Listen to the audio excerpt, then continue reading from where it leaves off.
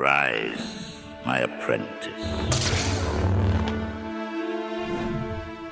The galaxy basked in peace, upheld by the Jedi Order from the majestic temple. Jedi Knights, Masters, and Padawans flourished, dedicated to the Force and guided by the wise Jedi Council. They ventured across the galaxy, resolving conflicts and assisting those in need. It truly was a time of peace and enlightenment. The Jedi devoted themselves to the study and masteries of the Force, their teachings emphasizing balance, compassion, and the pursuit of knowledge. However, within the Order, there were those who grew curious about the broader aspects of the Force, beyond the teachings of the light side. These Jedi sought to understand the full spectrum of the Force, including its darker facets. They believed that true mastery required knowledge of both sides, arguing that the Jedi's narrow focus limited their potential. This growing curiosity led some to experiment with forbidden knowledge. They believed they could harness this power without succumbing to it. Their intentions were not inherently evil. They sought to understand the full spectrum of the Force, believing that the true mastery required knowledge of both its light and dark sides. However, the dark side is insidious, and its influence slowly began to corrupt their minds and hearts. Their once noble intentions twisted into a desire for power and control. They grew increasingly arrogant,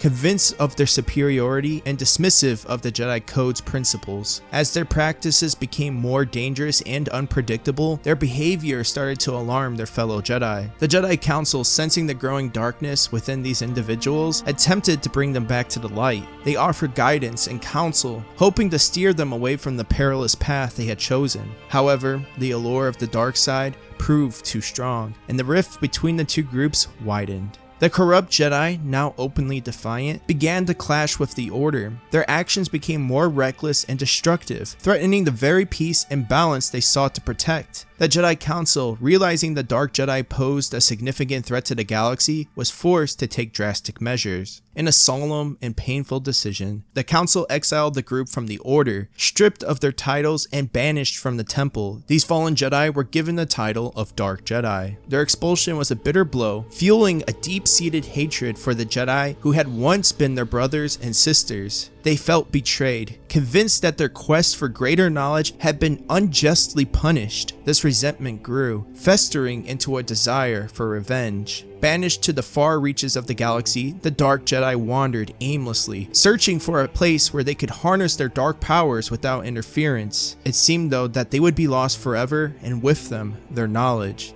This was until their journey eventually led them to the remote and desolate planet of Korriban, a world steeped in the dark side of the Force. On Korriban, the exiled Jedi discovered the ancient Sith species, red-skinned humanoids with a natural affinity for the dark side. The Sith were a primitive society, but their connection to the dark side intrigued the Dark Jedi. Seeing an opportunity, the Dark Jedi quickly established dominance over the Sith, interbreeding with them and teaching them the ways of the Force. The fusion of the Dark Jedi ambition and Sith dark side affinity gave rise to a new and powerful order. These fallen Jedi, not fully embraced their darker natures, declared themselves Sith Lords. They delved deep into the dark side rituals, Sith alchemy, and ancient knowledge, creating powerful artifacts and honing their abilities to unprecedented levels. Korriban became the cradle of the Sith Order, a place where the dark side flourished. The Sith Lords built vast tombs and temples, each one a testament to their power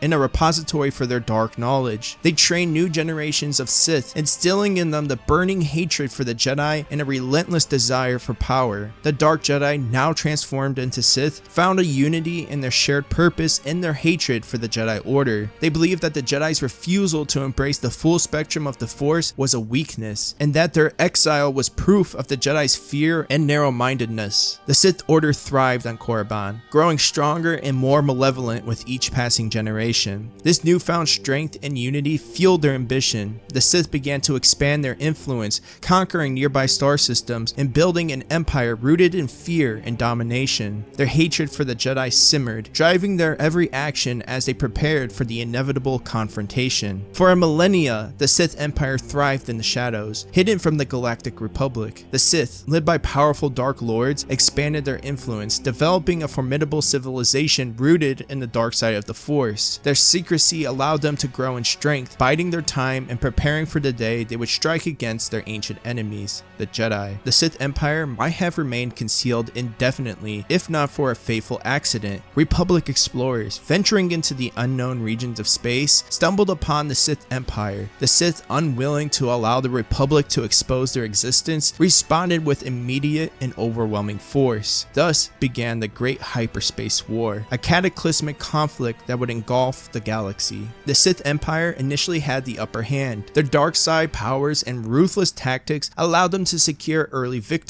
Sith Lords like Naga Sadow unleashed devastating attacks on the Republic worlds, causing widespread destruction and chaos. The Republic, caught off guard by the ferocity and power of the Sith, struggled to mount an effective defense. However, the Republic was resilient, and the Jedi Order, united against the common threat, rallied to protect the galaxy. The Jedi, drawing on their deep connection to the light side of the Force, led the Republic's counteroffensive. They engaged the Sith in numerous battles, both in space and on the ground, gradually turning the tide of the war. The turning point came at the Battle of Coruscant, where the Republic and the Jedi forces managed to repel a massive Sith invasion. This victory galvanized the Republic, and they began to push the Sith back, reclaiming lost territories and dismantling the Sith's power base. The Sith, despite their dark powers, were no match for the combined might of the Republic and the Jedi. As the war raged on, internal strife began to fracture the Sith Empire. Ambitious Sith Lords vied for power, betraying each other in their quest for supremacy. This infighting weakened the united front, making it easier for the Republic to exploit their divisions. Despite their early successes, the Sith Empire was ultimately defeated. The Republic and Jedi launched a final, decisive campaign against the Sith homeworld of Korriban. The battle was fierce,